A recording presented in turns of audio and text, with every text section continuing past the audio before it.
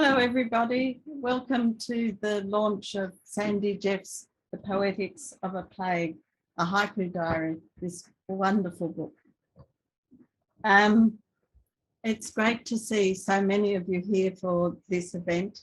We love having poetry launches, and this is one of the special ones. So my name is Susan Hawthorne, and I'm one of the publishers at Spinifex Press, and the other one is Renata Klein, and you'll meet her later when she does the thank yous. Now, I'm just going to begin with a welcome to country. We respectfully acknowledge the wisdom of Aboriginal and Torres Strait Islander peoples and their custodianship of the lands and waterways. The lands on which Spinifex offices are situated are all around the country. We are on the lands of Diru, Bunurong and Wurundjeri, Wadawurrung, Eora and Noongar. We also acknowledge the many women throughout history who have fought for women's freedom and the freedom of lesbians, often at the cost of their lives. Sandy and I have known one another for a long time. I was trying to figure it out. 1974, I think it was, when we were both at La Trobe University when we met. And Sandy has gone on to win a host of awards, and she's now also Sandy Jeff's OAM, which is quite something. She's published 8 collections of poetry and was shortlisted for the Age Book of the Year award for her memoir, Flying with Paper Wings, in 2009. And last year, her book with Margaret Leggett won the Oral History Prize for Out of the Madhouse. And I see you are here too, Margaret. Sandy is our best-selling poet. Her book, Poems from the Madhouse, 1993, has sold more than 5,000 copies. Among her other poetry collections are Blood Relations in 2000, The Wings of Angels 2004, and The Mad Poets Tea Party 2015, and she's written others as well. We are really delighted to be publishing this diary in haiku form, which documents the many days and months of Victoria's lockdown. It is vivid and it brings to life the many events of that period, even for those of us living outside of Victoria. Jennifer Compton will be launching Sandy's book, and I will hand over to her next after I have introduced her. Jennifer Compton is a friend of Spinifex and a very fine poet. She's originally from Aotearoa, New Zealand, and has been in Australia since the 1970s. She's won awards for both her poetry and her plays. Her collections include From the Other Woman in 1993, Aroha in 1998, Blue in 2000, and it was shortlisted for the New South Wales Premier's Prize in 2001, Parker and Quink in 2004, Barefoot 2010, and it was shortlisted in the John Bray Award at the Adelaide Writers' Festival. This city 2011 won the Kathleen Grattan Award in New Zealand, and she's also published Now You Shall Know 2014 and The Moment Taken 2020. And I love Jennifer's poetry. She's a delight. She was awarded the New South Wales Writers' Fellowship in 1996, and this had never before been given to a poet. So that's really something. And during her fellowship year, like all rebellious people, she also wrote a play, and that was put on at the Griffin Theatre in 1997 in Sydney. And her poetry is everywhere. It's been widely published in magazines in Australia, New Zealand, North America and UK. And she was a guest of the International Festival of Poetry in Genoa. I'm sorry, I don't know which year that was. Well, Jennifer, after all that, it's over to you to launch Sandy's book. Thanks, Susan. Can you hear me okay? Am I doing okay? Yes, perfectly. Yeah.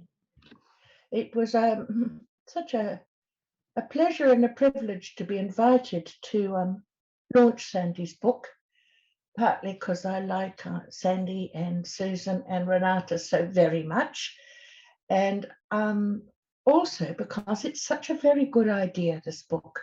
I was, when Sandy first mentioned it in her Zoom Chrissy Hill's readings, where we met out on the internets instead of driving up into the hills to that lovely Mechanics Institute hall. When she first mentioned that she was writing a haiku diary of the plague, I was so jealous that I hadn't thought of it myself. It was such a good idea. But by the time it had come to my attention, it was too late to go back and remember. Now, of course, I remember everything that happened during lockdown. Of course I do. But I don't remember the order in which it happened. And this is where this book is so very valuable. I've just read it yesterday and today, so it would be fresh in my mind. And it was an absolute corona coaster, as Sandy puts it, of a read. It's a compulsive read. It's a compelling read. But it's also, for me, it's, you know, anyone who's been through the lockdown we've been through, it's very emotional, remembering things, feeling things again, and in the order in which they happened. You know, the swellings of fear, the first time you said curfew, then the falling into despair, and then the hope, and then the fear. Oh man. And of course I absolutely love Sandy. It's so skillful. As I was reading the book, rushing up towards the end today at sort of 4 o'clock, going, oh, how is this going to end? But of course it doesn't end. We're still in it, you know, just in new configurations of it. And then it ends so beautifully, skillfully.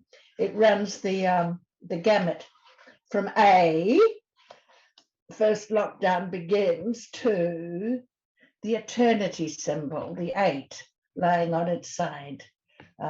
We wonder, will this never end? Will we ever feel normal again?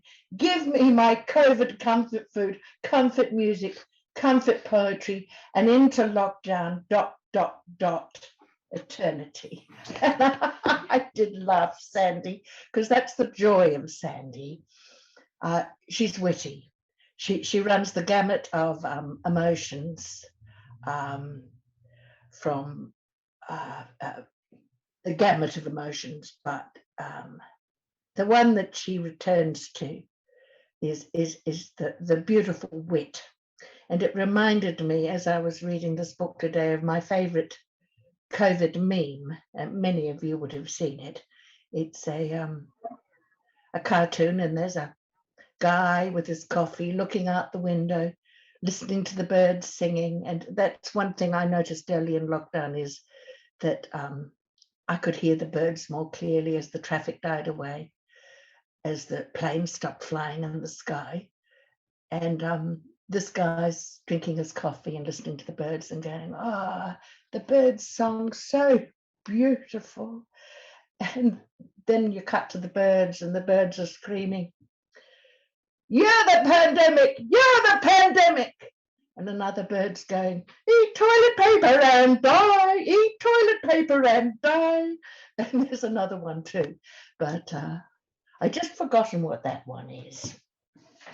Now, as it occurred to me, going to Sandy's very chill, friendly, delightful Zoom readings, and I heartily recommend them. I think there's one more before everyone ends up going back to the Mechanics Institute hall. And they're beautiful. I've heard their suppers are beautiful, but the one time I could get up there, because of COVID, we weren't allowed to have the supper. Honestly, COVID, you've taken everything from me. Yes, my first thought when Sandy told us about this was, what a valuable archive, something we can go back to and look at and remember. and something for future generations. What a wonderful book to be studied by high school students in the future, in years to come, to understand one of the most important events of our lifetime. Maybe there will be more important events that will change the configuration of society, but at this moment living it, I can't imagine. And I thought of, I don't know how to say it, is it Pepys or Pepys? But I thought of his diary. I haven't read it all, but I have read bits of it. And of course, there's lots of groping the maidservant's pretty duckies on the back stairs, a lot of that, which I think retrospectively I'm prepared to forgive. But there's also brilliant historical events just suddenly appearing on the skyline, like seeing the flames in the sky of the Great Fire of London and burying the wheel of cheese in the garden.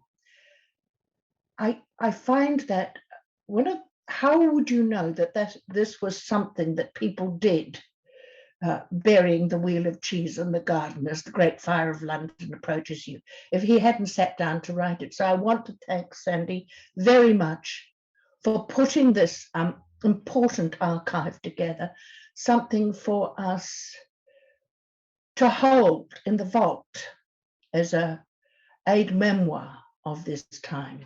And I'm also thinking it's a vade mecum, a book that you would take with you if you want to remember like what you were doing on, let's say, I'll just open at random, the 7th of November.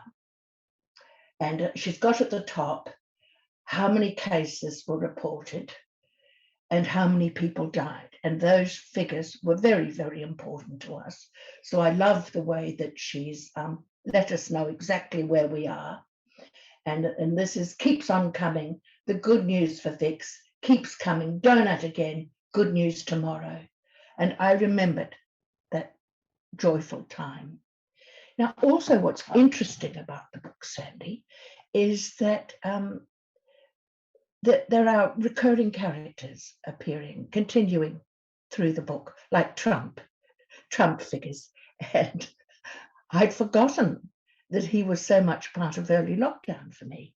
And I'd totally forgotten about Jenny Makakos. I mean, she's a big figure, a big character in the first part of the book, and then she gets thrown under the bus and dies. I was disappointed, Sandy, I'll be frank, that the section where Dan fell down the stairs and broke his back wasn't in lockdown. Well, we just have the section starting with another lockdown declared by Molino acting premier, and you go, oh yes, of course, poor Dan was still recovering. Let me just look at my notes because I'm getting myself a bit lost. Done the peeps. Oh yes, I was going to approach my appreciation of this book and of Sandy Jeff's work in general as by labeling her, putting her in the little stockyard of gating her in, confining her like within lockdown, of being a outlier poet, of being an outsider artist. And I'm sure you all know what I'm implying by that she's outside of the mainstream. But as I read the book, I thought that way of approaching an appreciation of this book and of Sandy's work just isn't going to cut it, because it's within the stream. We were all in lockdown, and Sandy's writing the book for us. So she's not an outlier. She's not an outsider. She's an insider. This book, reading this book, was a way of debriefing for me, of coming to terms with the hardest thing that I've ever had to do. The very first time I said to my husband, curfew starts in 5 minutes, I felt as if I was living history, and not in a very good way, I can assure you. Now, I did laugh. Oh, Sandy, you do make me laugh. at the little haiku towards the end, I've paraphrased it, and I'm going to say, yes, Sandy prevailed over her mind's vast madding crowd by resorting to the haikus. You've heard of hitting the bottle. Well, Sandy hit the haikus hard and retained an even keel, retained her balance, kept herself going. Now, madding crowd's great because, of course, in lockdown, we're far from the madding crowd. We're not near people, but some of us take our madding crowd with us.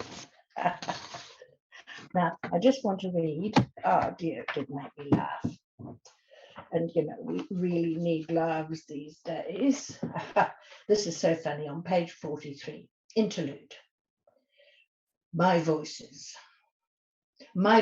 claimed they were the genesis of the pandemic. Get real. Talk about having delusions of grandeur. They're so full of themselves. In spite of all this, my sanity is holding firm through the chaos. Well done, Sandy. I'd love to have read, you know, if you'd blogged, I'd love to have read, you know, like a week's worth of haikus all in one go. But maybe during the next pandemic, you can do that for us, darling, if you're up for another pandemic. I must congratulate the publishers, Susan and Renata, for the handsomeness of this book. It's a heavy, handsome book, but it reads so lightly. It's laid out in such an inviting way. And as Sandy and I were discussing, the spine opens, the spine doesn't break. I wonder if there's something more I need to say. I have done that. Wait, briefing. Oh yes, this book is a must-have. This is a book you must invest in. And it's a book you must keep on your shelf next to your references books, next to your thesaurus. This is a book that you'll be very glad that you bought in years to come. My heartiest congratulations and appreciations of you, Sandy, and to Susan and Renata for the visionary work that they do of publishing books as important as this. I smash a bottle of champagne across your respective bows. Thank you so very much, Jennifer. That was wonderful, and I do agree with you. I mean, even for me, you know, up in far north Queensland, where we have not had any COVID, really, like a few in the hospital. This reminded me so much of all the things that happened and all the political shenanigans going on. And the other funny thing actually is that it finishes on the 30th of September, and Gladys Berejiklian resigned on the 1st of October, and Sandy said, can I do another one? I said, no, it finishes on the 30th of September. So that's why she just disappears out of it. Anyway, it's now over to you, Sandy. And I hope that we can hear and see you okay. So unmute yourself if you are still muted. I'm unmuted. Very good, and I can see you. The connection's holding firm so far. Who knows if it will last? So it's very unstable. So thank you all for beaming in. I really appreciate the support. And Jennifer, thank you so much for launching the book, for taking the time to read it and making the effort to think about it and give such a gracious launch of it. I really appreciate it. Thank you. Thank you so much. Melburnians endured over 260 days in lockdown. And these haikus chronicle many of those days. Even though we are 40 kilometres from the city, we were still considered part of Greater Melbourne, so we're subject to the lockdown rules. It's been a tough 19 months for Melburnians. We all suffered, some more than others. Much of what I normally did that gave me hope, purpose and meaning was taken away by the pandemic. At various times there was no hockey, no gypsy music, no Chrissy Hills Orchestra, no catching up with friends, IRL, and Team Sandy. My Team Sandy was missing a few components as we were confined to barracks. And even though we still have Zoom, it just isn't the same. So poetry became my lifeline, but I could not have had the mental space in which to write these haikus if it wasn't for the sheer practicality and humour, because we laughed a lot out here, and love of Robbie and Dido. Our home was a haven where I had the physical and mental space, which gave me the privilege to create. So thank you, Robbie and Dido, for firstly suggesting I keep this haiku diary. It was their suggestion that I do it in the first place, which is really quite visionary of them. And secondly, for enabling me to write these poems and for making bearable a time that for a lot of people was unbearable, and it could have been unbearable for us too. But we had things going for us that were fantastic. We had COVID cuisine, we had our walks in the morning, we had, you know, life in Christmas Hills was pretty good compared to some of the people in the suburbs. And to my friends who kept in touch over the course of the pandemic, who gave me much needed encouragement, thank you very much. My friend Veronica Holland suggested the title. My title originally was the Politics of a Plague. And Veronica suggested the Poetics of a Plague, which is a much better title. So I really thank Veronica for that. When I started this diary, I surprised myself that I kept doing it with such discipline and regularity. It was an exercise in persistence, if nothing else. I just kept doing it. Every morning I got up and had our breakfast. We went for our walk. Then I'd come and open the computer, get onto the Age website and read the news. And then I'd sit and just construct haikus. So it was really, the persistence really surprised me. I didn't think I had the quality of persistence that I had, but clearly I do. And it's a celebration of creativity. So turning the world, federal, state and local events that were shaping us and all of us into something positive and imaginative. It was really my sane response to an insane world in a really profound way.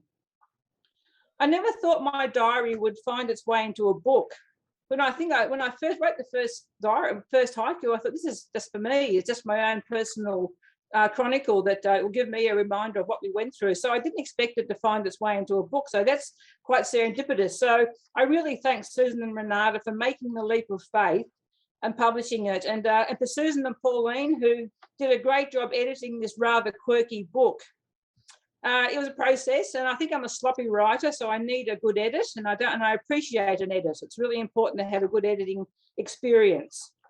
Deb Snibson produced a great cover. I think the pandemic, the coronavirus on it looks really great. It's a lovely cover. And the production of the book is superb. It just looks fabulous. I really am pleased with how it looks and feels.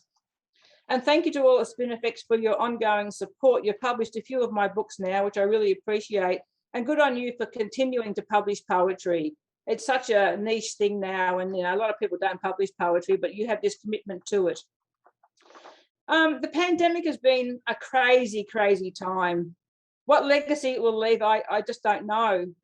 But I hope that my diary will give people a unique window through which they can see the events that shaped us for good or ill, that they can laugh and cry at what was happening around us, that in these little poems they can see themselves and others as players in this tragic comedic world that was turned upside down because of a once-in-a-100-year pandemic or plague. So that's my thank yous, and I'll just now do a little reading from the book. So the first one I'm going to read is called Pandemic Allergy, after Sophie Black. Sophie Black wrote an article for the Guardian, I think it was, and I drew from that. And it was day 24, the 1st of August, and we had 397 cases and 3 deaths. Pandemic Allergy. During the first wave, morale-boosting messages graced our homes and streets. Now rainbows have peeled off fences along empty suburban streets, while the chalk pictures on our paths have long washed away. A deep spectral fear hangs over Melbourne like a widow's long black veil. Life is so different. Playgrounds taped over, the CBD deserted, skate bowls gravelled up. First hotspots were named, then the towers were locked down. Our togetherness lost. Well, still there are men in high-vis vests and hats building our city. For what and whom? We live in a ghost town, zombies in designer masks, shrugging off grief by acknowledging that others are so much worse off. the people battling mental illness, losing homes, the ones unemployed, those losing loved ones. They are among us, neighbours, friends and work colleagues. We envy other states their beaches and cafes while we're pariahs. First wave fear is back. Before an end was in sight, now there is no end, trying to make sense of an unravelling world that is downright mad. And then we go on to my diary. My diary featured a bit in the haikus actually, because I diagnosed it with attention deficit disorder and abandonment syndrome because it was struggling big time. There was nothing in it. It was dying. It was feeling quite unwell. So this is called My Diary's Mental Health. My diary is sick. It is depressed and has now withdrawn from the world. Each page for each day is blank. Forlorn days ahead. My diary is queasy. It is not well. And it all stems from deep internal trauma from neglect. It needs therapy from someone who understands diary essentials. Perhaps deep dialogue or meditation can help it find meaning. Medication won't work, and I wouldn't dare give it ECT, but some good CBT may do the trick and restore its self-esteem. And who knows, the days may suddenly fill up with lots of appointments. Yes, full recovery is possible with the right treatment and support. So that's my diary. And it's sort of in recovery mode now, actually. It's sort of happening. Oh yeah, I wrote an epilogue to lockdown 2. I got to the end of it at day whatever it was, day 100 and something or other. And I wrote an epilogue and I thought this was going to be the end of the diary. And so this is the epilogue. It's called Counting Off the Days. 9 months gone, I look back and see no markers to say time has passed. My empty diary symbolised the yawning days, time passing slowly. Like another age, our lives fell into the black, arrhythmical hole. I asked myself, what have I done in these strange times? How have I kept my sanity when the centre wasn't holding firm? I don't know. I have no pot holders, felt hats, quilt rugs or sourdough bread to show, and no grand projects done. Just these humble haikus that tell the tale of how we live through this virus in existential despair, counting off the days. 16 long months. It's about Melburnians and this bond that we have with each other after all we've been through. It's been 16 months of life with COVID for we Melburnians. We endured those endless lockdowns, life interrupted when everything was turned on its head, and we were housebound, suburb bound, life bound, rebuffed by our compatriots who shut us out. We were the unclean contagion. We peer into each other's eyes with a knowing look. Melburnians understand. Yes, we all went through hell as we sat alone in our homes, jobless, poverty at our doors, restless in the curfew, our lives in free fall, spiralling into the COVID vortex, wondering why. We kept our distance, wore our masks, counted the days, watched Dan's press conferences, waited and waited for the virus to be tamed, braved the setbacks and the grinding, ceaseless groundhog days of thinking that this will never end. Melburnians will always have a deep bond with each other when words won't be needed to say, yes, I was there. I lived through the cruelest times with you when we bore the brunt of the fight on our pandemic island. So that's a little bit of reading from the book. So thank you everyone for coming on board, all 63 of you. I hope you want to buy the book and read it because it's going to be a book you're going to dip in and out of, I think. To look at the day and think what happened on the 24th of October 2020 and stuff. Like, I just think I'm just so pleased that it's been published. I can't believe it. I feel so lucky that this has happened. I don't know why it's happened and how it's happened, but I just feel very blessed and very lucky. So thank you very much, everyone. Thank you, Jennifer. Thank you, Sir Renata, and everyone else who's been involved with it. Thanks. Okay, thank you. If anybody would like to ask a question or make a comment, if you put your hand up in that little section at the bottom where it says reactions, you can raise your hand and hopefully we'll be able to see you, or you could just unmute and ask a question. But please, if somebody else is talking, don't interrupt. Does anybody want to make a comment or ask a question of Sandy or Jennifer? And somebody asked on the chat how to get it, and we'll put up a slide at the end. But if you go to the Spinifex website, www.spinifexpress.com.au, you will see Sandy's book on the new releases section. So please, and it's free post. If you, well, we'll show you the slide at the end. But I think if you say you've been to the launch, then it's free post. Okay. Anything else? No. Okay. Yes. All right. So you want to say something? Can you hear us? Yep. Yep. Oh, great. Sandy, why haiku? What was the attraction to the form? It's perfect for what you've done. Inspired. Yes, it's funny. I've been writing haikus anyway for another project that we had out personally out here in our home. I think because I don't know, it's just I love the form. In fact, I think I've bastardized the form a bit because I haven't done haikus in the way that they were done by Japanese with a nature theme and the way they're structured. But I think I've bastardized the form a bit and used it for my own purposes. But it was just a nice way to do it, Carmel. I don't know. It was just I don't know. It just seemed right for what I was doing, and it was fun trying to turn the news into haikus and looking at what happened and turning Dan's speech and turning all the stuff that people said into the haikus and making it fit into those 17 syllables. It was just a nice thing to do. I don't know why. I just did it. Okay, so now we have 3 more questions, hands up. So I'm going to go first of all to Sophie, then to Jean Taylor and Artie Tibby, and then to Liz Mildenhall. So do it in that order. Sophie. Hi, Sandy. Sorry, I'm riding my bike home from work, so I'm very puffed as I'm listening to you. But I just wanted to thank you because your words really resonate. And I think it's really important to keep a record of these times because I know as I go back to normal life, I'm forgetting already. And it's like it never happened. Yeah. And I think it's really important for me to be able to go back to a record of these 2 years in our lives that did happen and that did change us, and to make sure I don't forget. So thank you. And your words are beautiful. They're funny, they're witty. It's just gorgeous. Oh, thanks, Sophie.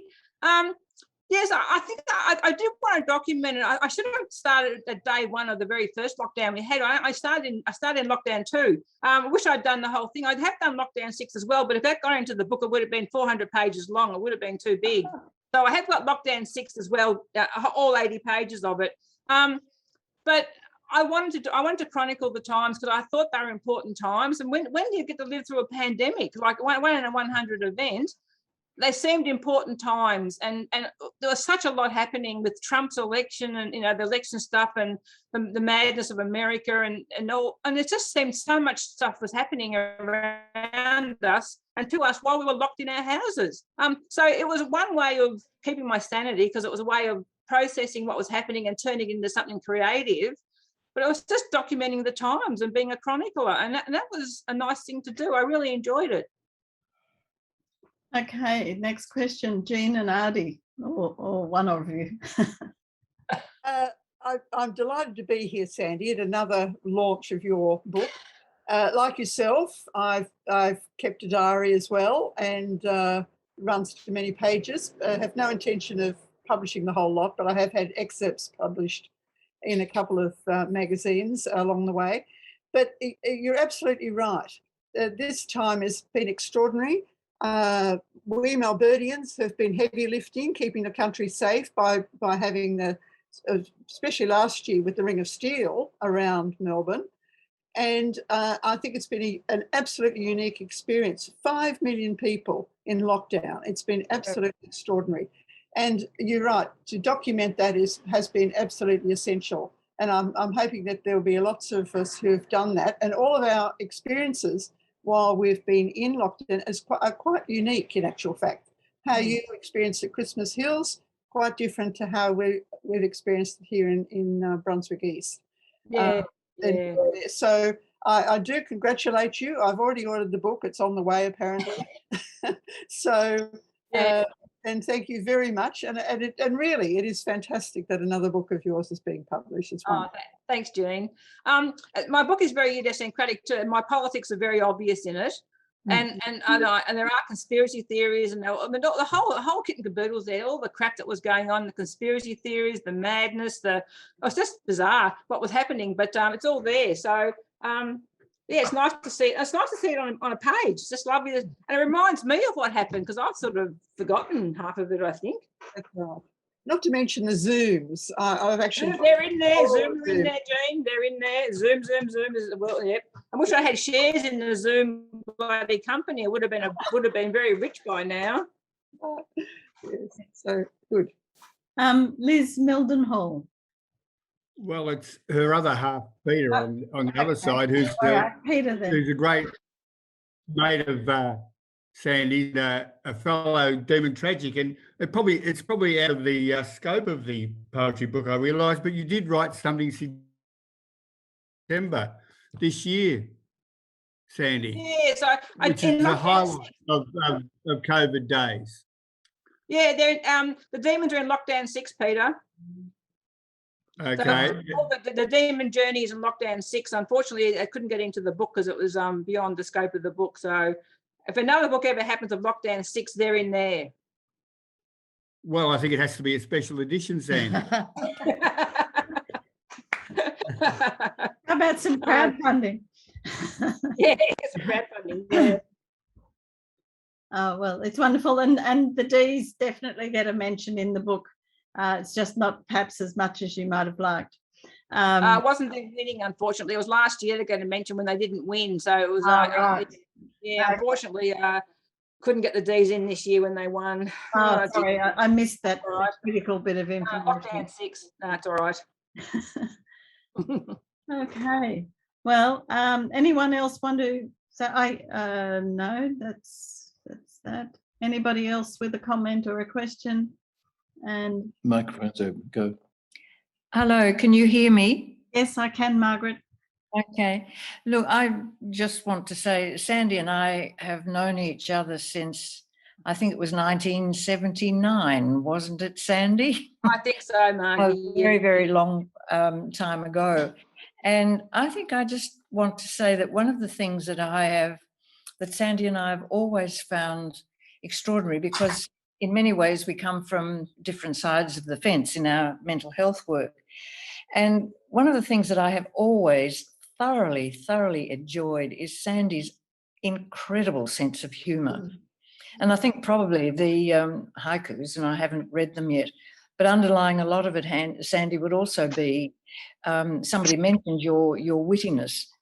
And I think so many of the problems between you and I, the different sides of the fence that we came from, we resolved through using your incredible sense of humour.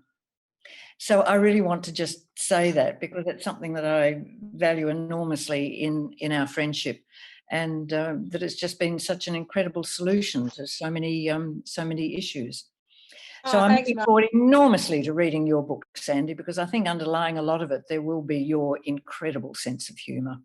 There's some wit in there, I think, because you can't take yourself too seriously or the world too seriously. It's just so mad. Yeah. You've got to see it through. You've got to laugh at what's happening. And like I poke fun at some of the conspiracy theories. It's probably unkind to conspiracy theorists, but you sort of think, my God.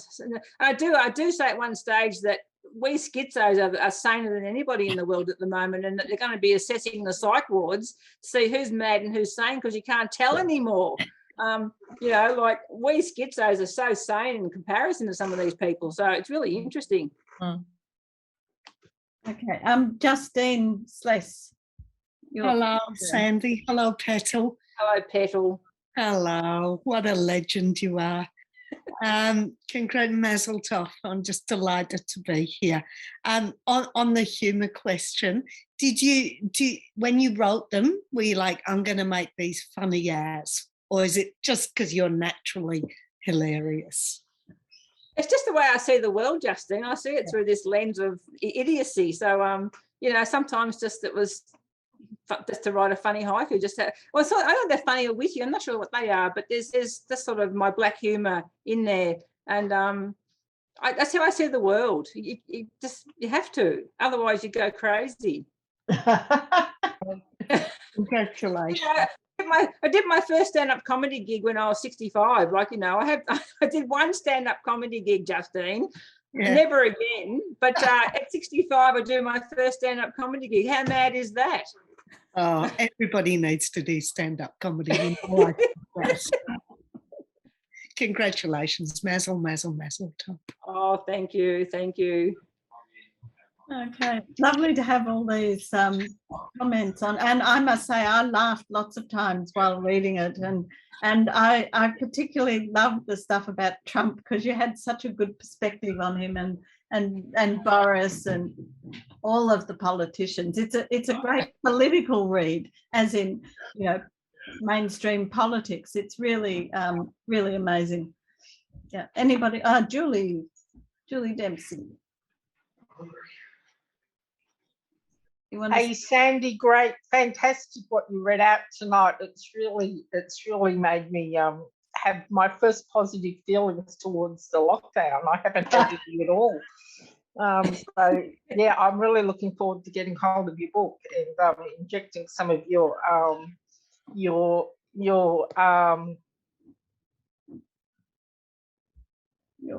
Julie, you're muted. Julie, you're muted. Yeah.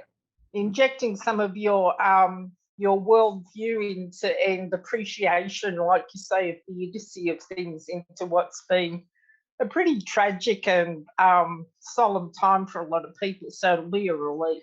Though I'm sure you addressed that as well in your haiku. I was just curious, how many did you write a day? Did you just aim to do one a day, or did you have bursts where you did a few a day? How did it work?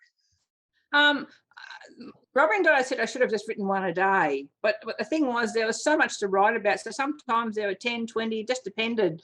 Sometimes it might have been only 4 or 5. It just depended on what was happening in the day and how busy it was and how much I looked at the papers. So it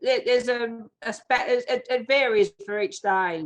Some days were heavy with haiku because there was just everything was happening. I think also living at Christmas Hills away from the suburbs of Melbourne, like living out of it, even though we were still considered Greater Melbourne, it did give me a perspective that was away from the epicenter in a way. So we had the privilege of being in the country, in our own time, with our own lives really, and not having to deal with being in a lockdown tower or in the middle of the suburbs. So like all good participants, I had the chance to be on the outer of it all, to be an observer, and being an observer meant you have a perspective where you can distance yourself from it a bit and write. Okay. Well, if everybody would like to maybe applaud Sandy. What you have to do that is you have to unmute. Congratulations!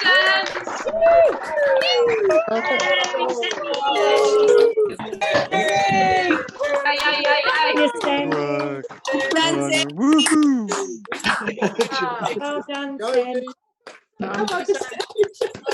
Sandy. Oh, Charlotte from class. You're amazing, Sandy. Thank you so much. Thank you. Yeah. Thank you, Sandy. Thank you. Well done, Sandy. Well done, Sandy. Well done, Sandy.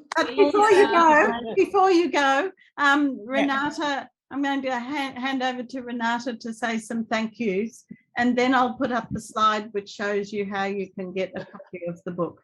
So Renata, come online, please. I am online. Oh, no, I mean, make yourself hearable. Thank you. I am online. Can't you see me? I can see you now. Can you see me? Yes, I can see you. No, I can't. Oh, here I am. Well, what can I say? I mean, all I can say is like I walked into Susan's office to ask her some really important question, like Nala wants her dinner. Where is it? Nala being our dog. And she says, hush, I'm counting syllables. I have to get to 17. Sandy has made a mistake. So that actually happened quite a few times. Then I talked to Pauline about all the other manuscripts we're editing. And Pauline says, sorry, can't talk now. Have to count syllables because Sandy's made a mistake. It's not 17. And I said, okay, you all count syllables. So then they counted syllables. So that's my experience as the co-publisher and co-mother of the poor dog Nala, who didn't get any dinner because her favorite mother was counting syllables. So, but I have to agree with everybody who said what a beautiful, handsome book it was. And we had quite a few discussions about the cover, because some people said, oh, no, let's not put a virus on this book. But it's such a pretty virus. And so we we prevailed, those of us who wanted the pretty virus. And of course, you know, Susan and I live in the safety of far north Queensland, where we never had any cases. I mean, the closest we came to having one case in Cairns, which is 2 hours away, and they locked it down immediately, and that was it. However, Pauline Hopkins, who I know is here, obviously was in Melbourne too, and suffered greatly from the lockdown because she couldn't go swimming. But to make Pauline happy, we published another book, which is called The Women's Pool, which is about the ladies' bath in Sydney, which you can also see on the Spinifex site. And so Pauline was a little bit happier, at least reading stories about women who had a great time at the women's pool. So Sandy already mentioned the lovely cover by Deb Snipson, who does all our covers. Then the internals, that was really quite something as well, to get all these 17 syllables right. And so for that, we thank Helen Christie. Then we thank the Spinifex team. And as always, I want to make it very clear, Susan and I could not do Spinifex without the really important support from our fantastic team members. And that's Marilyn Damiano, our office manager, who has been with us for 20 years, 20 plus years. Then Sharon Murphy, who's the warehouse manager, who does all the important things about sending off your books. And when you order, you will get it as soon as the Australian Post Office will allow you to get it. Then, as I said, Pauline Hopkins, who really together with Susan edited Sandy's book. I had nothing to do with it. I was just the interrupter at times. And so thank you, Pauline, for this and all your other wonderful efforts in 2021. We've had a very, very busy year. We also published a very wonderful book, and if you don't have it, you should get it. It's called Not Dead Yet, and Jean Taylor has an essay on it as well. You had to be over 70, which means Susan didn't qualify, but I did, and Jean did. And so it's a wonderful book, 56 women who are over 70 writing about their involvement in the women's liberation movement. So we were very, very busy. You were in lockdown, but we were kind of in the lockdown of our prison of doing editing and Spinifex work.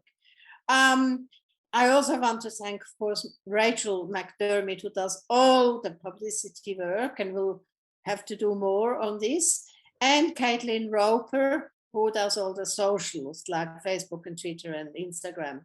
But also, I don't know if you noticed, probably not, those of you who don't, because very few of you would have the book. This is another Spinifex first. We had a Nobel Prize winner endorsing Sandy's book, and not just that, he himself wrote a haiku. I don't know if this is a good haiku or not a bad haiku, but Susan, maybe you want to read it. It's Professor Dougherty, and he wrote, Susan? He wrote, light in a dull time, best start to a better day, aptly delightful. And we asked him how he wanted to be credited. He said Peter Doherty, medical scientist and Nobel Prize winner. So we were quite happy. I just wrote to him on the off chance, because the only other person I could think of in Australia who had written a kind of record of the pandemic was Peter Doherty. Anyway, he wrote back.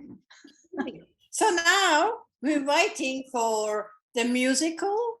We're waiting for, I saw that Meryl Tankard was on the here, she was on the lawn. So Meryl, we're waiting for the opera or the ballet, whatever. Or the what? The dance.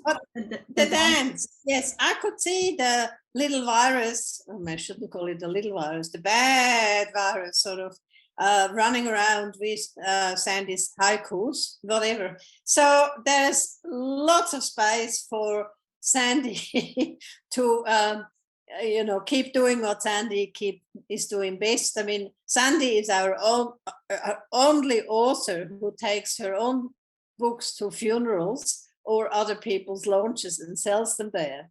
I mean, that is really quite something. So Sandy, the virus isn't over. There probably is still going to be a lot of, dare I say it, funerals. So here is your way open.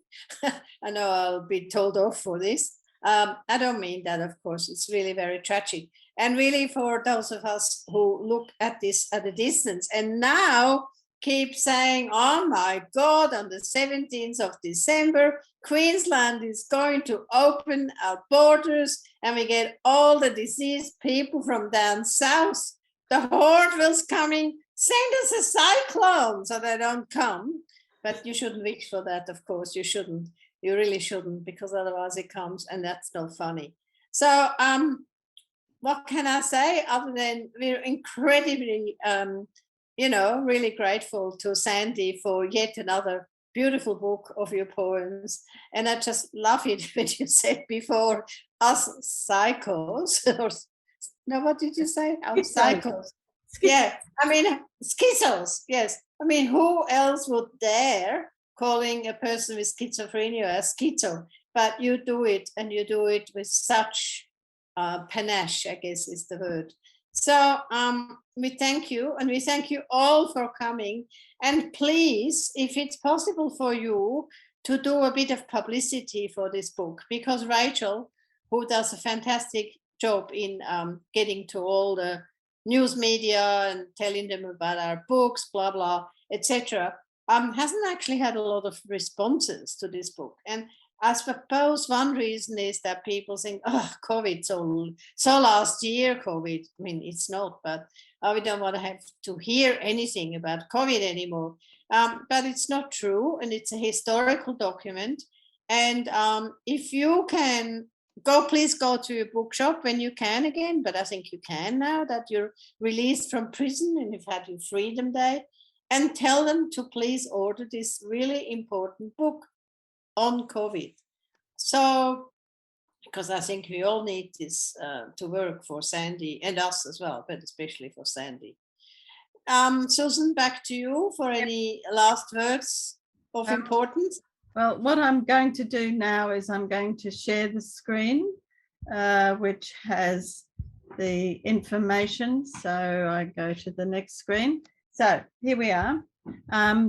The best way to order it and get it really quickly is through our website, www.spinifexpress.com.au. The book is also available overseas, and if you can convince booksellers to order in a poetry book, which is really hard going, and suggest to them they put it at the front of the shop, especially bookshops in Melbourne, because people need to see the book, and poetry has a bad habit of being put right in the back shelves. If you want to find poetry, go to the back shelves of any bookshop, and that's where you'll mostly see them. And that's where the wonderful work of Jennifer Compton is, and Sandy Jeffs, and many other very fine poets. So, but also when you order on the website, Susan, if people put in the code free post, it will be free to an Australian address, but you do have to put the code in to save some money on the postage. Okay, and that's a reward for coming to the launch. It is. So thank you so very much, everybody, for being here and for supporting Sandy in her work. Thank you. And us as well. It's Spinifex as well. Yes, and of course supporting Spinifex by